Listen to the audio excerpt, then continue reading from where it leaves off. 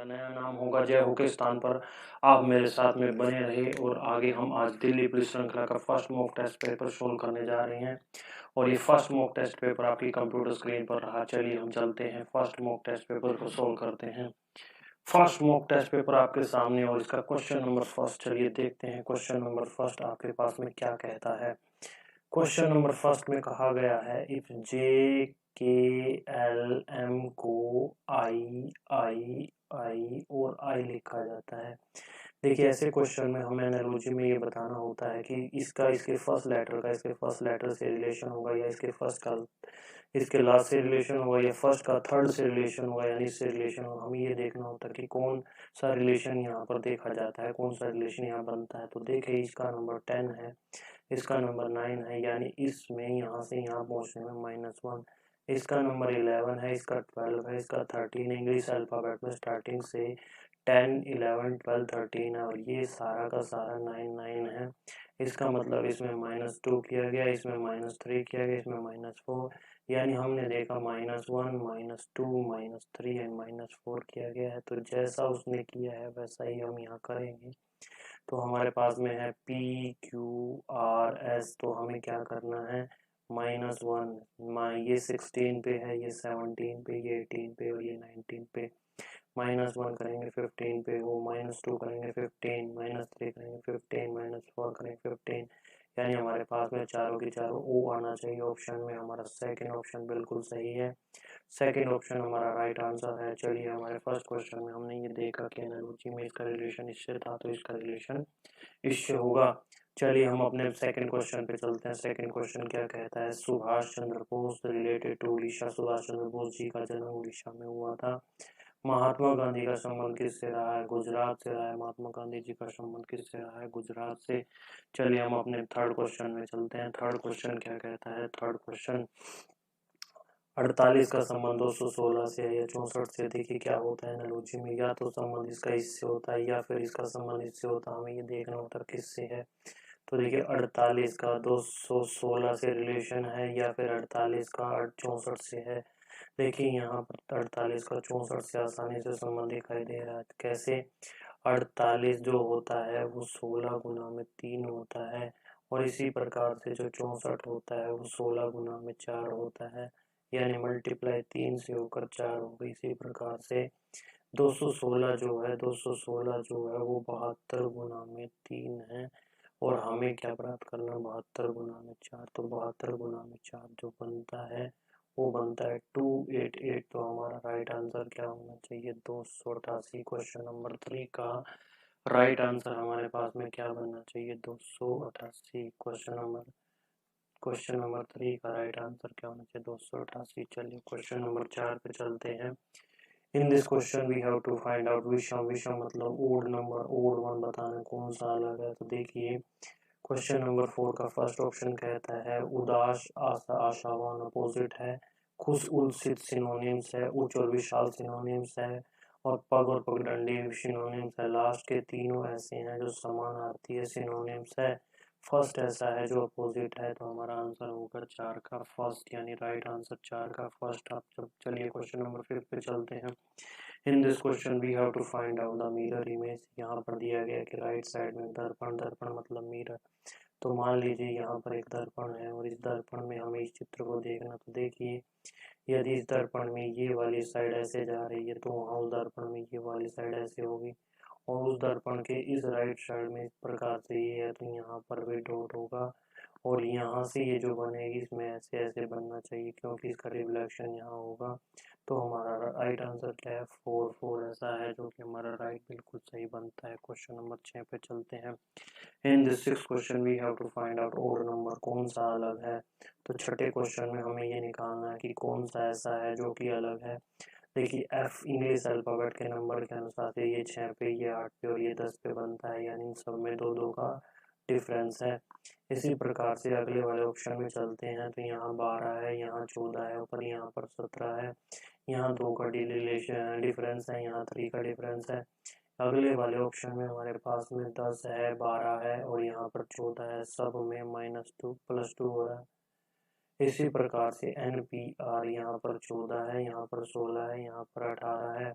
तो देखिए इसमें भी -2 +2 है, +2 है, तो हमारा राइट आंसर होगा बी। बी में ऐसा है जहाँ पर हमारे पास में बी हमारे पास में ऐसा है जिसमें हमारे पास में डिफरेंस अलग है। चलिए क्वेश्चन नंबर 7 पे चलते हैं। क्वेश्चन नंबर 7 आपको डिक्शनरी के अनुसार से जाना है। देखिए क्वेश्चन नंबर 7 में आपको डिक्शनरी के अनुसार से जाना है, तो डिक्शनरी में ए से शुरुआत करते हैं और जेड तक जाते हैं, तो यानी बढ़ते हुए। तो देखिए इन सब में एफ जो है वो कॉमन है, सभी में एफ कॉमन है, तो एफ से नेक्स्ट वाला लेटर हम देखेंगे। तो देखिए यहाँ पर एफ के बाद में ई है, यहाँ पर आर है, यहाँ पर एल है, यहाँ पर ओ है, यहाँ पर एल यू है और यहाँ पर एल ओ है। तो देखिए इंग्लिश अल्फाबेट में सबसे पहले ई आता है, तो फर्स्ट ई आएगा। इसके बाद में देखिए एल ओ पहले आएगा, एल ओ बाद में आएगा, तो हमारे पास थर्ड आएगा, फिर फोर्थ आएगा और इसका नंबर 15 है, इसका नंबर 18 है, तो हमारे पास में फिफ्थ पहले आएगा, फिर फोर्थ आएगा, फिर उसके बाद में 2 आएगा, तो हमारा राइट आंसर बनना चाहिए ये, यानी 1 3 5 4 2, तो हमारा राइट आंसर है ए। ए हमारा राइट आंसर है। इसके बाद में हम चलते हैं क्वेश्चन नंबर 8 पर। क्वेश्चन नंबर 8 में हमें फाइंड आउट करना है, क्वेश्चन नंबर 8 में हमें ये फाइंड आउट करना है, क्वेश्चन नंबर 8 में हमें ये फाइंड आउट करना है कि कौन सी नेक्स्ट टर्म आएगी। तो देखिए यहाँ पर हम सबसे पहले अगर इसको देखें तो ये सारी की सारी आकृतियाँ ये यहाँ से यहाँ तक तो सारी ये राइट साइड में मूव हो रही है और अपोजिट हो जाती है। तो देखिए इसका फेस इस तरफ था, अगर ये मूव होती तो इसका फेस ऊपर होना था, पर क्वेश्चन में यहाँ इसका फेस नीचे की तरफ है। इसका मतलब राइट टूवर्ड मूव होने के बाद में राइट में अपोजिट घूमती है। तो इस क्वेश्चन को जब हम सोल्व करेंगे तो ये ऊपर जाना चाहिए, ये ऐसे आना चाहिए और ये यहाँ जानी चाहिए थी पर इसके अपोजिट में आएगी। ये पीछे जानी चाहिए थी, इसके अपोजिट में आएगी और ये पीछे जानी चाहिए थी, इसके अपोजिट में आएगी। तो हमारे पास में राइट साइड में यानी फोर्थ ऑप्शन ऐसा है जो इसका राइट टर्म बनता है। तो देखिए फोर्थ ऑप्शन ऐसा है जो बनता है। आप इसको 90 डिग्री क्लॉकवाइज घुमाइए एंड आप इसको 90 डिग्री क्लॉकवाइज घुमाना है आपको। 90 डिग्री क्लॉकवाइज घुमाने के बाद आपको इसका सोल्यूशन मिल जाएगा। चलिए क्वेश्चन नंबर 9 पे चलते हैं। क्वेश्चन नंबर 9 सिलोक्स का क्वेश्चन है। वो आपसे क्या कहता है क्वेश्चन नंबर 9 में कि आपको एक सिलोक्स की 2 स्टेटमेंट दिया और आपको निष्कर्ष दिया, आपको बताना है सभी पेन कप है। तो ये मान लीजिए आपके पेन पास पेन है और ये सारे के सारे पेन किसका भाग है, कप का भाग है। सभी गिलास कप है, देखिए गिलास यहाँ पर भी हो सकता है और गिलास यहाँ पर भी हो सकता है। अगर गिलास यहाँ पर हो गया तो केवल कप होगा, यहाँ होगा तो पेन होंगे। इसका मतलब पेन और गिलास में आइदर है, पेन और गिलास में क्या है, आइदर है। तो इसका मतलब यहाँ पर या वाला बनता है। तो देखिए सबसे पहले कुछ पेन गिलास है, गलत होगा। कुछ गिलास कप है, कुछ गिलास जो है गिलास जो है कप है, ये बिल्कुल सही है। कुछ गिलास पेन है वो गलत है। तो हमारा राइट आंसर केवल सेकंड है और इसका आंसर होगा सी। सी इज द राइट आंसर, सी हमारा राइट आंसर बनता है। 10 क्वेश्चन पे चलते हैं। कोई पेन पेंसिल नहीं है, आपसे क्वेश्चन में कहता है कि कोई पेन पेंसिल नहीं है। तो मान लीजिए ये पेन है और ये मान लीजिए पेंसिल है, पेंसिल। तो देखिए कोई पेन पेंसिल नहीं है। उसके बाद वो कहता है कोई इरेजर कप नहीं, इरेजर कप का कोई रिलेशन नहीं अभी तक। सभी पेंसिल इरेजर है, तो सारी की सारी पेंसिल किसका भाग है, इरेजर का। तो ये मान लिया हमारे पास में इरेजर है। और वो कहता है सेकंड में कोई इरेजर कप नहीं, कप या तो अलग होगा या फिर कप यहाँ पर होगा। तो देखिए कप या तो यहाँ पर होगा या यहाँ पर होगा। इसका मतलब कप का इसके साथ में आइदर है, यानी यहाँ पर या वाला संबंध बनता है। तो चलिए सबसे पहले हम यहाँ पर निष्कर्ष करते हैं। पहला निष्कर्ष, वो पहले निष्कर्ष में क्या कहता है, पहले निष्कर्ष में उसने कहा है कुछ पेन इरेजर नहीं। तो देखिए ये पेन है और ये इरेजर है, सारे के सारे पेन इरेजर में जा सकते हैं। ये यहाँ से यहाँ तक जा सकता है, तो ये हमारा पहला गलत। कुछ इरेजर पेन नहीं, देखिए कुछ इरेजर ऐसे हैं जो पेन नहीं, ये पूरा का पूरा इरेजर है। तो जो पेंसिल वाला भाग है ये कभी पेन नहीं हो सकता, तो सेकंड सही है। कोई पेंसिल कप नहीं, कोई पेंसिल कप हो सकती है, ये भी हमारा। कोई पेंसिल क्या है, कोई पेंसिल, हाँ ये रही पेंसिल, ये रखा पेंसिल और कप, इसका कोई रिलेशन नहीं, तो थर्ड भी हमारा सही है। कुछ इरेजर कप है, इरेजर कप कायदा है, इसका मतलब ये गलत है। हमारा आंसर होना चाहिए 2 और 3। 2 और 3 हमारे सी ऑप्शन में है। इसका मतलब क्वेश्चन नंबर 10 का हमारा सी ऑप्शन बिल्कुल सही है। चलिए क्वेश्चन नंबर 11 पे चलते हैं। क्वेश्चन नंबर 11 पे पहुंचते हैं। क्वेश्चन नंबर 11 आपके सामने ये रहा। क्वेश्चन नंबर 11 वो कहता है 1875 रुपये हैं। 1875 रुपये हैं, ए बी सी में बांटने हैं। ए का हिस्सा बी सी के संयुक्त हिस्से का आधा है। तो देखिए क्वेश्चन में आपसे कहता है ए का जो पार्ट है, यानी ए का जो पार्ट है वो बी सी के आधे के बराबर है। तो मैं यहाँ कह सकता हूँ 2a is equal to B plus C. हम क्या करें, दोनों ओर ए ऐड कर दें। अगर हम दोनों ओर ए ऐड कर दें, यहाँ भी ए ऐड कर दें, यहाँ भी ऐड कर दे, तो ये वैल्यू दे रखी है 1875। तो इस प्रकार से ए की वैल्यू निकल जाएगी।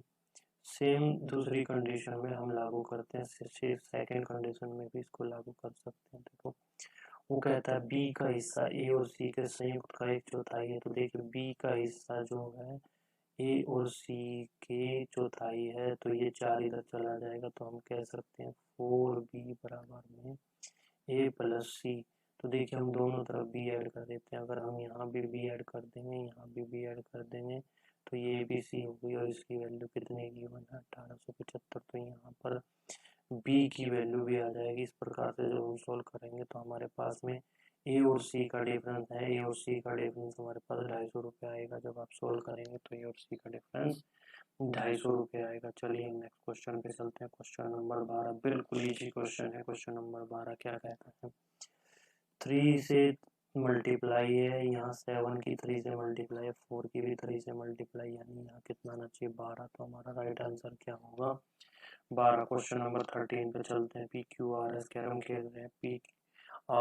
पी आर साझेदार है और एस क्यू साझेदार है। साझेदार मतलब सामने सामने। तो मान लीजिए कोई आदमी ऐसे कैरम खेल रहा है और इस क्वेश्चन में जो सबसे इम्पोर्टेंट है वो आर का फेस वेस्ट में है। अगर आर यहाँ बैठेगा तभी वो इस तरफ फेस करेगा, इसका मतलब उसका फेस वेस्ट में होगा। देखिए हमारे पास में दिशाएं होती हैं, यहाँ नॉर्थ होता है, यहाँ साउथ होता है, यहाँ पर ईस्ट होता है और यहाँ पर वेस्ट होता है। तो जो आदमी यहाँ बैठेगा वो वेस्ट की तरफ, और वो कहता है एस आर के राइट में है, तो एस यहाँ पर बैठेगा, एस जो है यहाँ पर बैठेगा। सॉरी हम एक बार इसको रिमूव कर देते हैं और अब हम चलते हैं। ये हो गया एस, और वो कहता है आर का साझेदार क्यू पी है, एस का साझेदार क्यू है। आपसे क्वेश्चन में पूछा है क्यू का फेस किस दिशा में। क्यू अगर यहाँ बैठा है तो इधर देखेगा, अगर वो इधर देखेगा तो उत्तर में देखेगा। किस तरफ देखेगा, नॉर्थ में। तो राइट आंसर होगा नॉर्थ। चलिए क्वेश्चन नंबर 14 में चलता। हमें बताना है कितने चतुर्भुज है। तो देखिए सबसे पहले चतुर्भुज निकालने के लिए हम क्या करते हैं, लाइनें गिनते हैं 1 2 3, इसी तरह से हॉरिजॉन्टल 1 2 3। तो हम क्या करेंगे, कॉम्बिनेशन लगाएंगे। कॉम्बिनेशन कैसे, 3C2 दो लाइनों से बनकर एक चतुर्भुज बनती है 3C2। ये बिल्कुल बेसिक, हमने अभी इसको छोड़ा है, ये वाली लाइनों को और इस वाली लाइनों से देखें कितनी बनती है। तो 3C2 को कैसे सोल्व करेंगे, 3 गुना में 2, 2 तक जाना है, और यहाँ 2 गुना में 1, 2 से 2 3, 3 यहाँ से आएगा, 3 यहाँ से, तो 3 मल्टीप्लाई 3, 3 मल्टीप्लाई 3 9, 9 तो हमारे पास में सीधी सीधी आ गई। अब हम इन लाइनों से देखते हैं तो देखिए यहाँ से यहाँ तक, यहाँ से यहाँ तक एक चतुर्भुज, ऐसी ही ऊपर भी। इसका मतलब एक साइड में तो बनती है, तो 2 यहाँ से, 2 ऊपर से, 2 इस तरफ से, 2 इस तरफ से, तो 8 चतुर्भुज और हमारे सामने शामिल होगी। तो हमारे पास में टोटल चतुर्भुज कितनी हो जाएगी 17।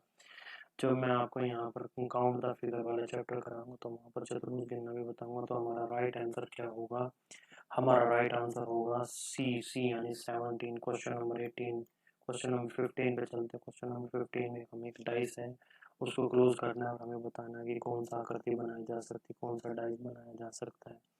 तो देखिए पहले के अपोजिट में थर्ड होता है, तो यहाँ पर इसके अपोजिट में ये होगा, इसके अपोजिट में यहाँ पर ये होगा, ये दोनों आपस में अपोजिट होंगे। तो मैं यहाँ पर कह सकता हूँ, मैं यहाँ पर कह सकता हूँ कि मेरे पास में प्लस के अपोजिट में जो होगा वो क्रॉस होगा, मेरे पास में यहाँ पर डॉट के अपोजिट में जो होगा वो ब्लैंक होगा, और मेरे पास में एक ब्लैंक के अपोजिट में जो होगा वो जीरो होगा, यानी सर्कल होगा।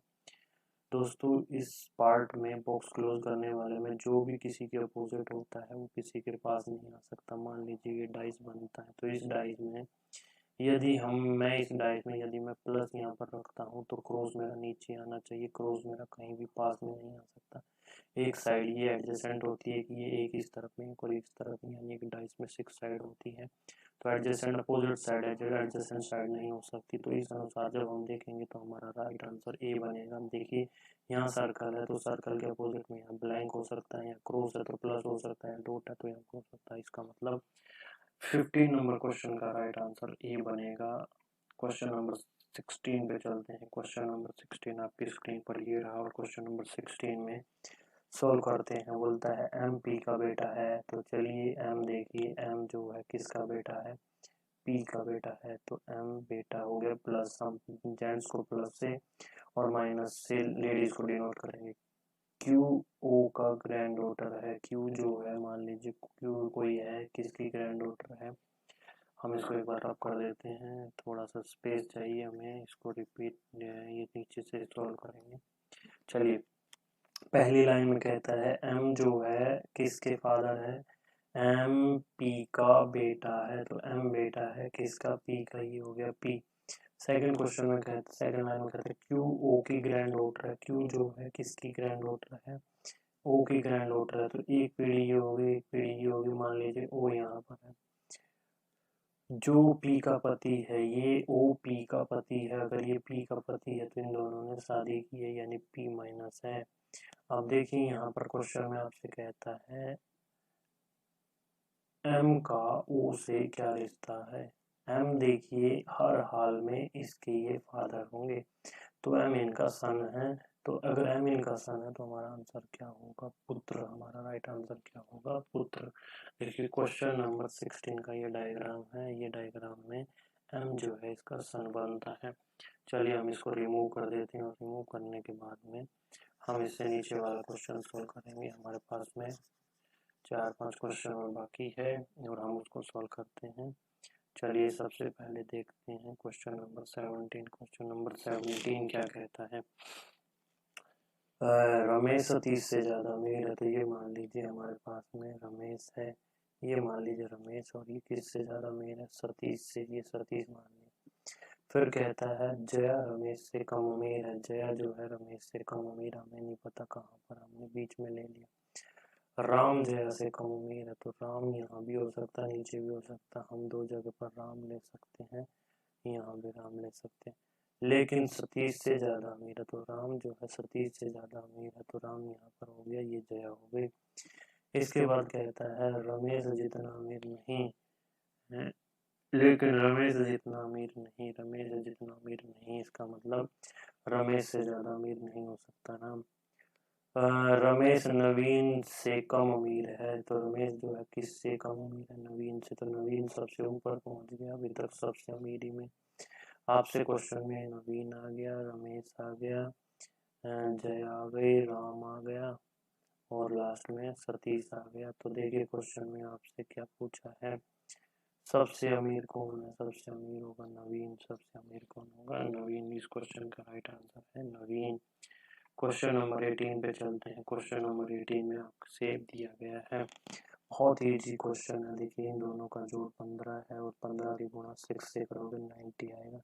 इन दोनों की गुणा, इन दोनों का एडिशन जो है 13 है, 13 पंजे 65, और इन दोनों की जोड़ 11 है, 11 चौक 44। तो मेरा आंसर क्या होना चाहिए, 44। Very easy question. Question number 18 का आंसर जो था हमारे पास में वो ये था। 19 पे चलते हैं। श्याम अपने दोस्त के घर जाता है और वह सीधे 10, जब कभी क्वेश्चन नहीं दिया तो हम सीधे उत्तर में चलते हैं। तो ये मान लीजिए यहाँ से चला, ये 10 किलोमीटर चला, इसके बाद वो कहते हैं वो राइट मुड़ता है, तो ये राइट मुड़ गया। और वह 2 किलोमीटर चला, तो ये मान लीजिए 2, उसके बाद राइट मुड़ा, राइट फिर नीचे मुड़ेगा, और ये 10, ये भी 10। शाम अपने घर से कितनी दूरी पर है, जितनी दूरी ये बनेगी उतनी दूरी ये बनेगी। तो इसका मतलब कितना किलोमीटर हुआ, 2 किलोमीटर। तो राइट आंसर हो गया 2 किलोमीटर। यानी जब यदि कोई व्यक्ति, यानी हाँ यदि कोई व्यक्ति नॉर्थ की तरफ जाता है तो राइट साइड इधर होगा, और अगर ईस्ट जाता है तो राइट ये होगा। तो ये राइट साइड, ये भी राइट साइड होती है। चलिए क्वेश्चन नंबर 20 पे चलते हैं। क्वेश्चन नंबर 20 में ये आपसे बता रहा है, पूछा है पुरस्कार, पुलित्जर पुरस्कार और ऑस्कर पुरस्कार में क्या रिलेशन है। तो चलिए चलते हैं, हमारे पास में पुरस्कार अवार्ड्स है, पुलित्जर अवार्ड्स है एंड ऑस्कर है। देखिए ये मान लीजिए अवार्ड्स है और पुलित्जर और ऑस्कर दोनों अवार्ड है। ये दोनों टच इसलिए नहीं कर सकते कि यहाँ पर्सन या दोनों इंडिविजुअल है। तुम्हारा राइट आंसर क्या होगा? सी। कुछ बच्चों के माइंड में बी आंसर आ रहा होगा, बी बिल्कुल गलत होगा क्योंकि वो अवार्ड प्राप्त करने वाले होंगे तभी होगा। क्वेश्चन नंबर 22 पे चलते हैं। क्वेश्चन नंबर 22 आपकी स्क्रीन पर ये रहा। क्वेश्चन नंबर 22 यहाँ पर क्वेश्चन नंबर 21 मिसिंग है, तो चलिए क्वेश्चन नंबर 21 में आपसे लास्ट में लिखूंगा, आपको उसका आंसर देना होगा। चलिए 22 पे चलते हैं। 22 में क्वेश्चन में आपसे क्या कहता है? ए से आपसे सीटिंग अरेंजमेंट है, तो मान लीजिए ये आपकी लाइन है और इस लाइन में आपका फेस, सभी का फेस, 6 के 6 पर्सन का फेस इस प्रकार से है।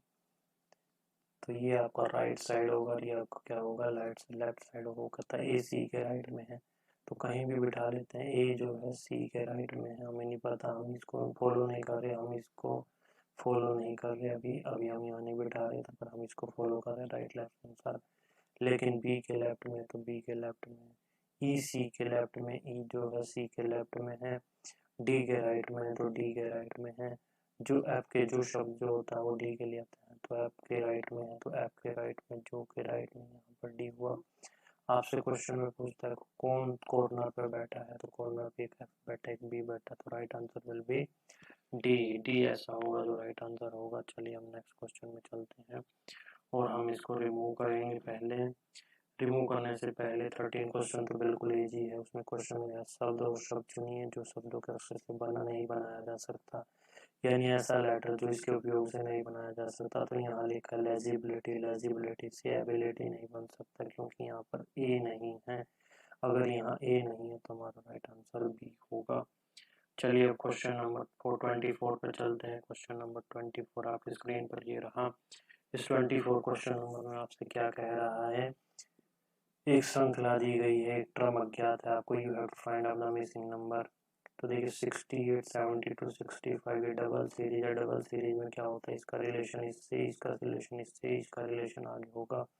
तो देखिए 68, 75 मैं एक टर्म छोड़ के चल रहा हूँ 62 और हमसे ये पूछा, तो देखिए -3 होना चाहिए, तो -3 होता जा रहा है, -3 होगा तो we have to write answer क्या होगा? 59।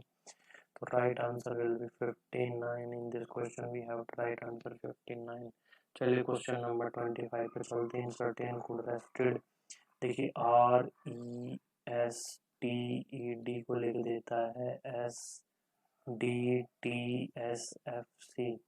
यहाँ पर इसका नंबर 18 होता है, इसका नंबर 19 होता है, +1 कर रहा है। इसका नंबर 5 होता है, इसका नंबर 4 होता है, -1 कर रहा है। आगे +1 फिर -1, +1 -1, तो उसने जो प्रोसीजर फॉलो किया है वो किया है +1 -1, तो 6 लेटर में करना है +1 -1। तो हमें दिया गया है बैन BANEED। तो देखिए बैंड में क्या करेंगे? यहाँ पर +1 करेंगे, C -1 करेंगे, Z +1 करेंगे, हमारे पास O -1 करेंगे, M +1 करेंगे, हमारे पास F और माइनस करेंगे C। ये आंसर हमारे पास में होना चाहिए और ये हमारा आंसर कौन सा है? A। तो right answer will B A +1 -1। चलिए मैंने आपसे कहा था हम 21 क्वेश्चन मिसिंग है, 21 क्वेश्चन मैं अपने पास से लिख रहा हूँ। 1 जनवरी 1 AD क्या वार था? तो देखिए 1 जनवरी 1 AD को हमारे पास में ये ऑप्शन रहे संडे, दूसरा है मंडे, तीसरा है ट्यूसडे और चौथा है फ्राइडे। तो देखिए जो 1 जनवरी 1 AD थी, कैलेंडर का पहला दिन था, उस दिन क्या था? सोमवार था। तो 1 AD 1 जनवरी, जब मैं कैलेंडर चैप्टर आगे बढ़ाऊंगा तो उसमें ये डिस्कस करूंगा। तो right answer will be Monday. तो इस प्रकार दोस्तों हमने दिल्ली पुलिस का पहला मॉक टेस्ट सोल्व किया, और अगर आपको इसमें कोई समस्या दिखाई देती है, यदि कोई क्वेश्चन में डाउट रहता तो आप मुझसे पूछ सकते हैं। इस प्रकार से आप अपनी एबिलिटी चेक कर सकते हैं कि आपका कितना मार्क्स रहा। ये दिल्ली पुलिस श्रृंखला का पहला मॉक टेस्ट था जिसे हमने सॉल्व किया। आज मैं आपसे एक अनाउंसमेंट करना चाह रहा हूँ, आप इस अनाउंसमेंट को ध्यान से सुने। चलिए सबसे पहले हम इसको रिपीट कर देते हैं। देखिए ये हमारा पहला पुराना नाम था जयऊ, अब हमारा नाम होगा मोहन्स पाठशाला। पाठशाला SHLA। तो मोहन्स पाठशाला जो नाम होगा इसके अनुसार हमारा यूट्यूब का चैनल चलेगा। यहाँ पर हम रीजनिंग की स्पेशल कोर्स लेके आ रहे हैं दिल्ली पुलिस कांस्टेबल को लेकर, जो 2020 में होने वाला है, जिसकी फीस 499 रुपये पर मंथ है। और आप मेरी तीनों पेमेंट आईडी में से किसी पर पेमेंट कर सकते हो। क्लास कंटिन्यू, हमारी क्लास माइक्रोसॉफ्ट वाइट बोर्ड यानी गूगल मीट्स या फिर हमारा यूट्यूब पे चलेगा, तो हमारा प्राइवेट रहेगा कि उसके पास उसी को जिसकी पेमेंट होगी उसी को ही क्लास स्टार्टिंग होगी। अभी हमारे 5 मॉक टेस्ट फ्री चल रहे हैं और 4 से 5 क्लासेस फ्री चल रही है। उसके बाद में पेड क्लासेस, जो बच्चा पेड एडमिशन लेगा उसी को दिल्ली पुलिस के लिए 25 में से 25 नंबर कैसे लाए जाएं, इसी के बारे में टारगेट रखेंगे और 25 में से 25 की पूरा 100% प्रिपरेशन करेंगे। तो चलिए आप मेरे साथ बने रहिए और मोहन्स क्लासेस आपका धन्यवाद करती है। चलिए मैं आपको अपनी कंप्यूटर स्क्रीन पर रख लेता हूँ। धन्यवाद।